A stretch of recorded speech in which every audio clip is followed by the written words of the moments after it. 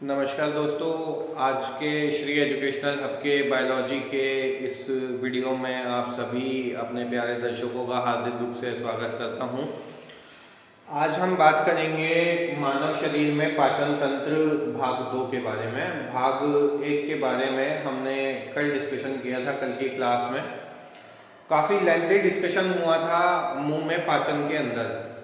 आज हम बात करेंगे कि जब मुंह में हमारा पाचन हो गया था तो उसके बाद फिर खाना कहाँ जाएगा। आज हम बात करेंगे आहार नली, जिसको बोलते हैं एलिमेंट्री कैनल। ठीक है, आहार नली माने कि आपका जो भोजन था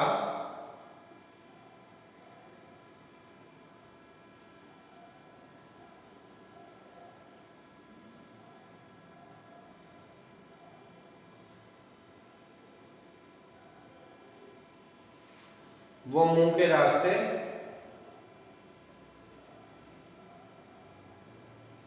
यहां मुंह के रास्ते इसका क्या हो गया था, पाचन। इस प्रोसेस को हमने क्या कहा था, अंतर्ग्रहण इंगेशन। ठीक है, और यहीं पे क्या हो गया था हमारा पाचन डाइजेशन। अब यहां किस चीज का पाचन हुआ था,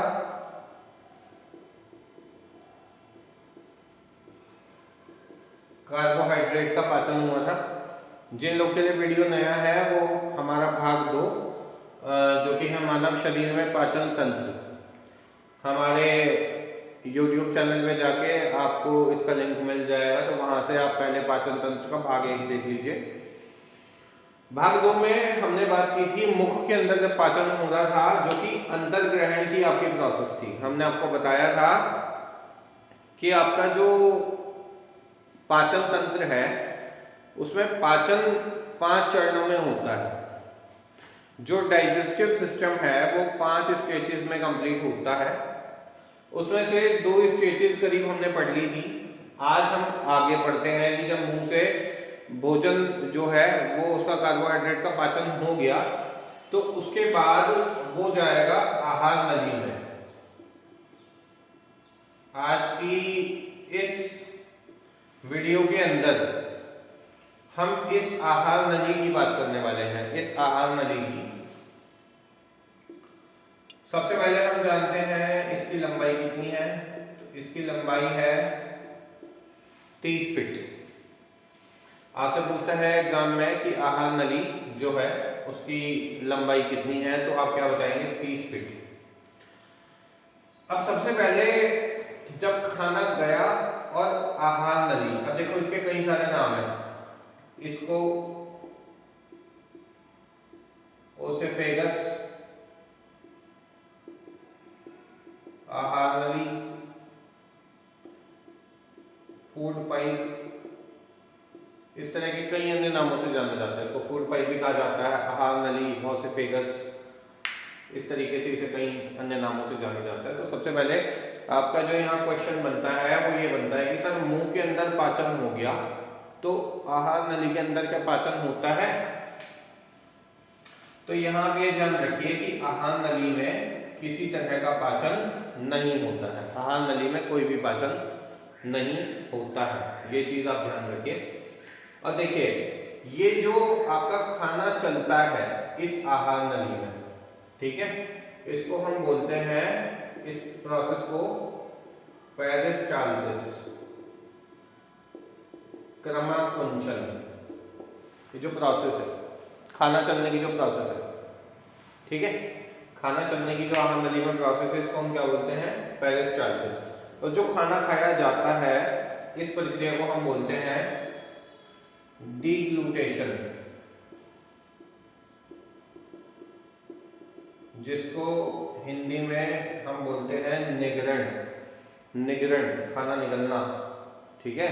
तो डिग्लूटेशन, यहाँ इस चीज को आप ध्यान से देख लीजिए। अब डिग्लूटेशन होने के बाद ये पहले चांसेस हो गया, डिग्लूटेशन हमने पढ़ लिया, उससे फेगस हमने पढ़ लिया, फूड पाइप हमने पढ़ लिया, आहार नली हमने पढ़ लिया। जो क्वेश्चन हमसे आहार नली से बन सकते थे वो सारे हमने करीब पढ़ लिए। आहार नली से ये आपके क्वेश्चंस बन सकते हैं। आहार नली में किसी तरह का पाचन नहीं होता है, ये चीज हम जान चुके हैं। ठीक है, इसी के साथ जो अब अगली हम बात कर रहे हैं वो हम बात करेंगे, क्योंकि आहार नली से जो खाना होके गया वो कहाँ पहुंचा, वो गया स्टोमक में। स्टोमक, इसका हिंदी नाम क्या है, आमाशय।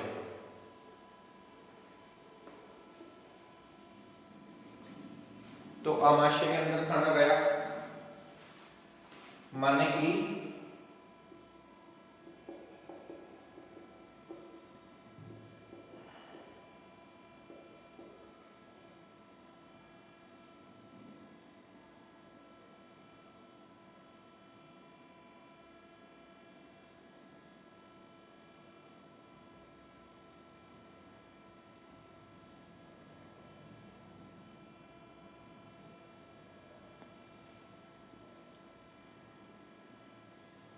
इस तरह की संरचना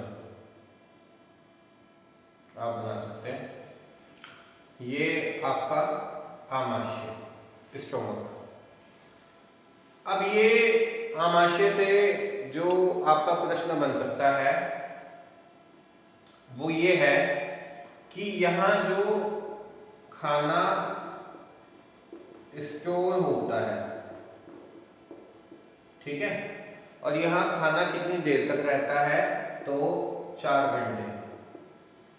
4 घंटे तक स्टोमक के अंदर खाना जो है वो स्टोर रहेगा। तो इसको हम क्या बोल सकते हैं, आपसे पूछ सकता है कि मानव शरीर का वेयर हाउस स्टोमक है। ठीक है, जो ह्यूमन बॉडी है, ह्यूमन बॉडी का जो वेयर हाउस है वो स्टोमक है, आमाशय है। यहां से क्वेश्चन आपके बन सकते हैं। इसी के साथ जो आपके जो अदर हमारे क्वेश्चंस बनते हैं उसकी हम बात करेंगे। Gastric gland, epithelial cell, oxyntic cell, इनकी हम बात करते हैं आमाशय के अंदर।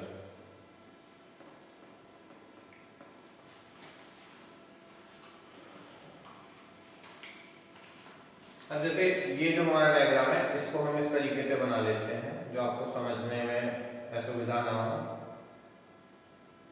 मान लो आमाशय ही पढ़ रहे हैं हम अभी, और ये जो इसकी संरचना है कुछ इस तरीके की आपको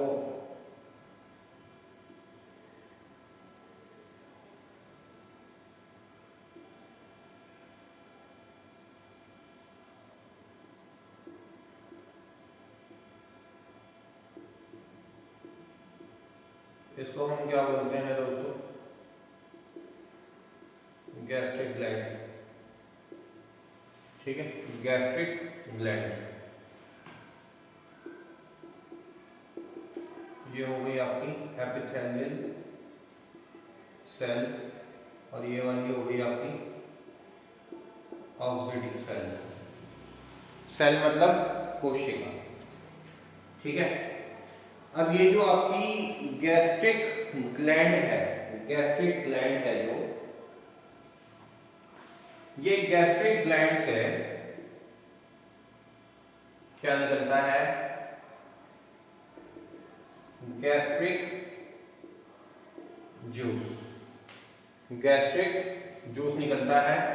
गैस्ट्रिक ग्लैंड को हम हिंदी में बोल सकते हैं पाइलोरिक ग्रंथि।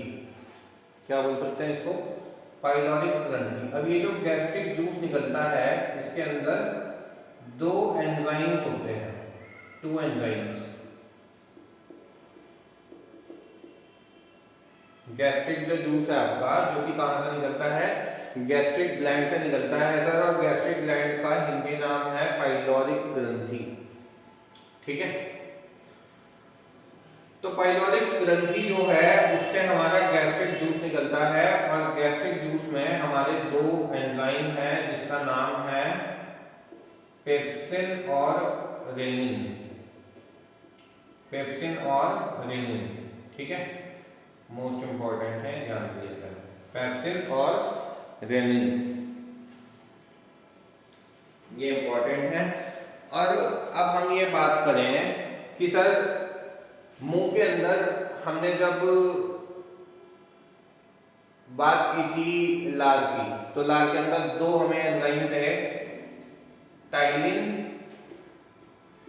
और कौन सा था सर, माल्टोज। ये दो जो थे ये कार्बोहाइड्रेट का पाचन कर रहे थे, ये जो था ना, ये जो दो जो हमारे एंजाइम थे ये कहाँ थे, ये लार में उपस्थित थे, ठीक है। ये दोनों जो एंजाइम थे ये क्या है, ये दो एंजाइम ही तो है। ये जो दो एंजाइम थे ये लार में उपस्थित थे, कौन कौन से थे, टाइलिन और माल्टोज। और ये दो एंजाइम क्या कर रहे थे, कार्बोहाइड्रेट का पाचन कर रहे थे। तो हमने आपको बताया था अपने पिछले वीडियो में कि जो एंजाइम है वो भोजन के पाचन का काम करते हैं। तो यहाँ मुंह में कार्बोहाइड्रेट का पाचन हो रहा था। तो अब आपसे पूछा जाता है कि आमाशय में किस चीज का पाचन होता है, भोजन के कौन से तत्व का पाचन आमाशय के अंतर्गत होता है। तो आप क्या कहेंगे सर, ये दोनों जो एंजाइम है ये प्रोटीन के पाचन में सहायक है, प्रोटीन का पाचन, प्रोटीन के पाचन में सहायक है, कौन कौन से, पेप्सिन और रेनिन, ठीक है। सबसे पहले ये जान लो कि जो गैस्ट्रिक ग्लैंड है जिसको हिंदी में कहा है पाइलोरिक ग्रंथि, तो ये पाइलोरिक ग्रंथि गैस्ट्रिक ग्लैंड से निकला गैस्ट्रिक जूस जिसको जठर रस कहा हमने, और जठर रस बोलते हैं इसको, ये हमने इसका हिंदी नाम आपको नहीं बताया, ध्यान रखना, जठर रस जिसको बोलते हैं गैस्ट्रिक जूस। और ये जो गैस्ट्रिक जूस है इसमें दो एंजाइम हैं आपके, पेप्सिन और रेनिन। और ये पेप्सिन और रेनिन क्या करते हैं, भोजन का जो प्रोटीन तत्व है उसको पचाने का काम करते हैं, पेप्सिन और रेनिन। ये मोस्ट इंपॉर्टेंट जो क्वेश्चंस आपके बन सकते हैं एग्जाम के पॉइंट ऑफ व्यू से, वो सारी चीजें आपको हम इसमें समझाने का जो है वो काम कर रहे हैं, करके चल रहे हैं ये सारी चीजें। अब आप ये जान चुके होंगे कि मुंह के अंदर जो है वो कार्बोहाइड्रेट का और स्टोमक के अंदर जो है वो प्रोटीन का पाचन होता है, ठीक है। अब ये हमने गैस्ट्रिक ग्लैंड हमने पूरा जान लिया, गैस्ट्रिक ग्लैंड हमने पूरा जान लिया, ठीक है। नोट्स बनाते चलेंगे साथ साथ में, आप अपने हिसाब से आपके नोट्स होने चाहिए, जो भी आप जैसे भी आपको लिखना पसंद है, क्योंकि नोट्स आपके हमेशा अपने होने चाहिए। ऑब्वियसली बात है, हम तो देंगे ही देंगे, लेकिन हमारे जो होंगे वो लिटरेचर के तरीके से होंगे। आपको अपने नोट्स बनाने हैं क्विक रिवीजन के अकॉर्डिंग, जैसे मैं यहाँ बोर्ड पे समझा के चल रहा हूँ चीज़ों को, उस तरीके से एक हल्का फुल्का डायग्राम के तरीके से जैसे मैं समझा के चल रहा हूँ वो चीज़ आपको यहाँ पे लेकर के चलेंगे, ठीक है। अब हम बात करते हैं सबसे पहले एपिथेलियल सेल की। तो एपिथेलियल सेल का मतलब क्या है, सबसे पहले एपिथेलियल सेल जो है उसको हिंदी में हम बोलते हैं उपकला कोशिका। क्या बोलते हैं इसको, उपकला कोशिका, एपिथेलियल सेल। और ये क्या करता है, बॉडी को न्यूट्रलाइज करता है, बॉडी को न्यूट्रलाइज करने का काम है किसका, एपिथेलियल सेल का, ठीक है। और ये क्या करती है, एपिथेलियल सेल मम्प्स को रिलीज करती है,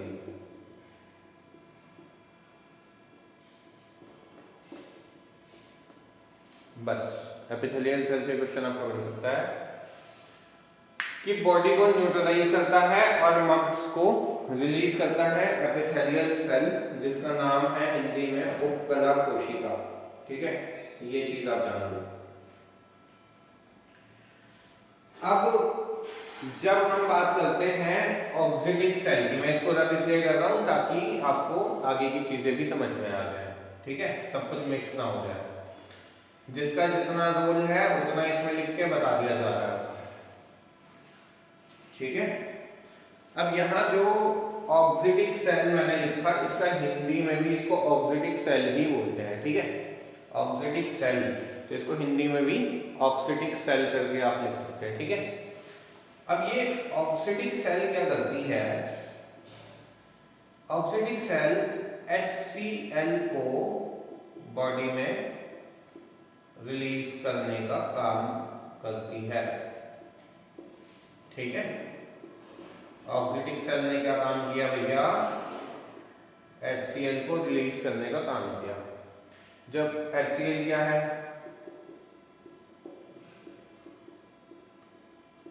हाइड्रोक्लोरिक अम्ल, ठीक है, HCl क्या है, हाइड्रोक्लोरिक अम्ल है, ठीक है।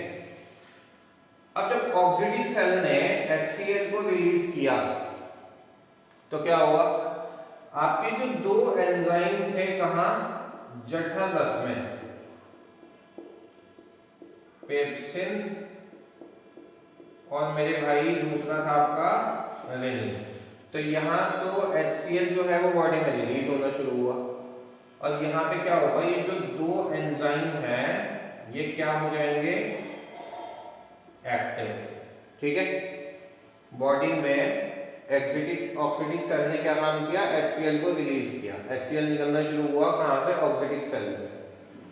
और HCl जैसे निकलना शुरू हुआ, HCl के निकलने के साथ ही ये जो आपके पेप्सिन और रेनिन जो आपके दो एंजाइम है कहाँ है, जठर में। तो ये दोनों आपके पेप्सिन और रेनिन जो है वो एक्टिव हो जाते हैं, और एक्टिव होने के साथ अब क्या हो जाएगा, प्रोटीन, ऐसे लिख लो इसको कि भोजन में उपस्थित प्रोटीन के पाचन की प्रक्रिया प्रारंभ हो जाती है, ठीक है। भोजन में जो उपस्थित आपका प्रोटीन है उसके पाचन की जो प्रक्रिया है वो पूरी हो जाती है। अब यहाँ इतनी क्लास तक आपको समझ में आया कि हमारा जो मुंह है, मुंह के अंदर हमारा कार्बोहाइड्रेट का पाचन होता है, जबकि जो स्टोमक है उसके अंदर हमारा प्रोटीन का पाचन होता है। इसको नोट डाउन कर लीजिए। चलते हैं आगे।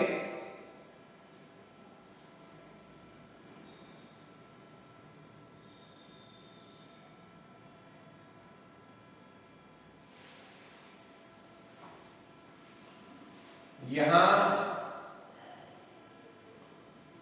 एक चीज का ध्यान रखना,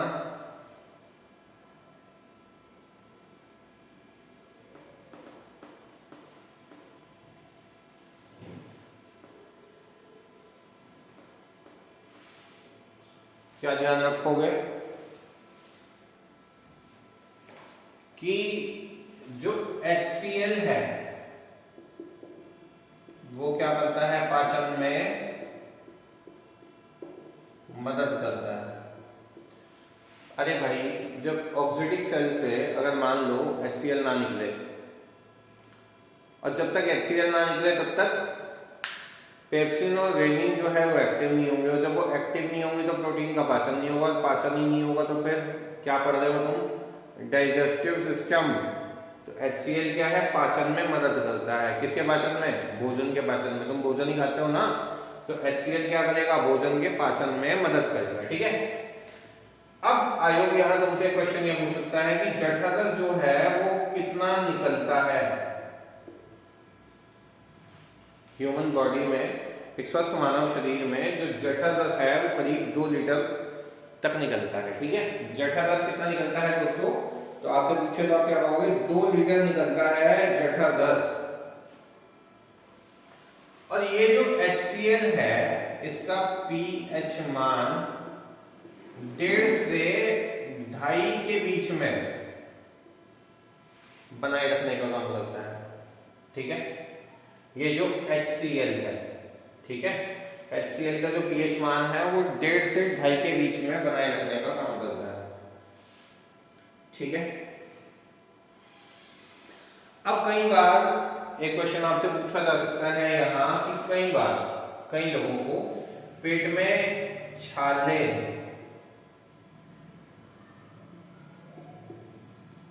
या जख्म बन जाते हैं, उसको बोलते हैं मेरे दोस्तों पेप्टिक अल्सर।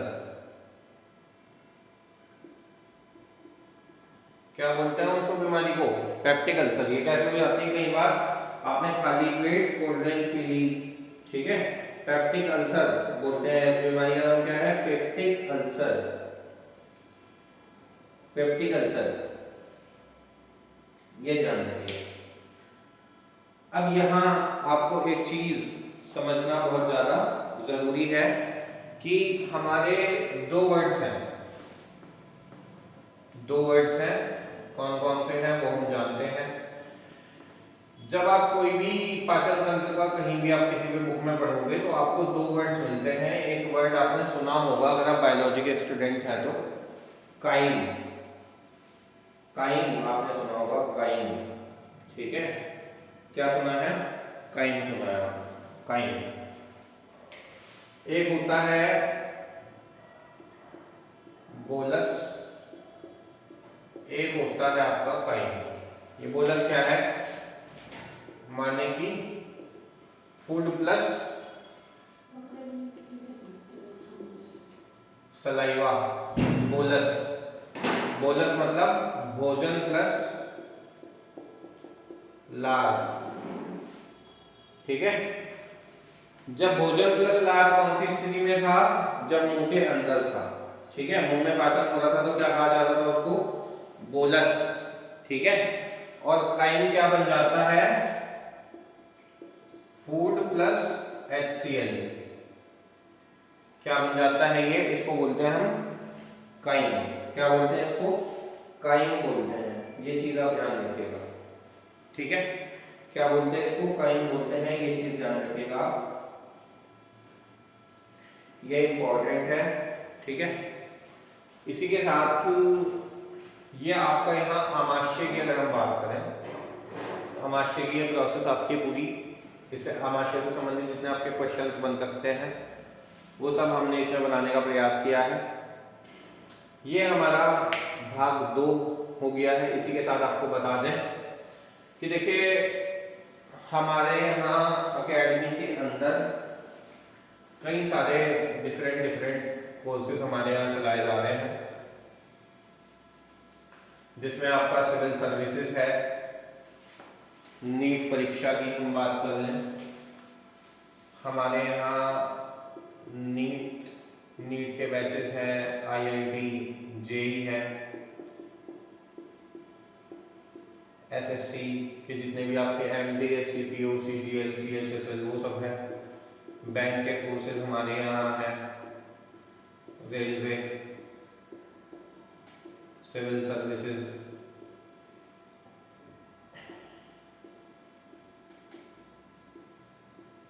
सिविल सर्विसेज के बैचेस हमारे यहाँ हैं। इसके अलावा आपके academic boards,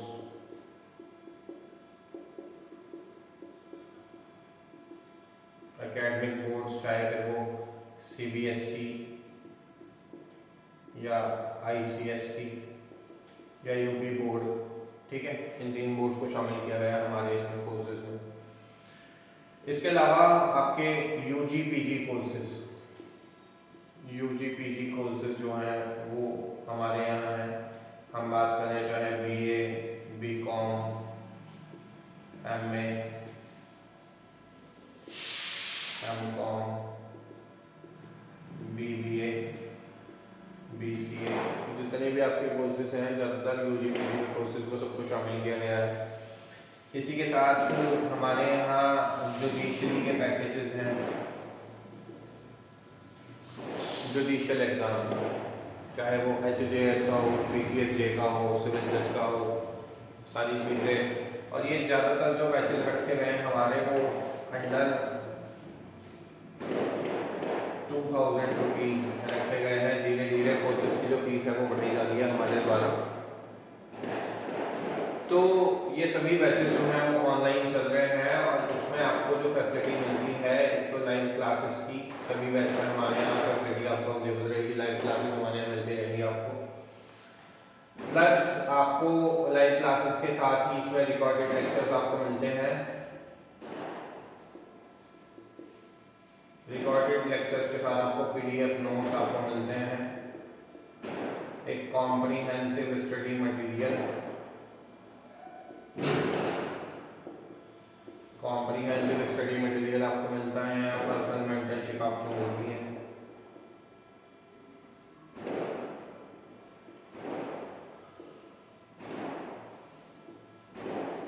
personal mentorship guidance आपको मिलती है यहाँ, प्रॉब्लम सॉल्विंग सेशन आपको मिलते हैं यहाँ पे।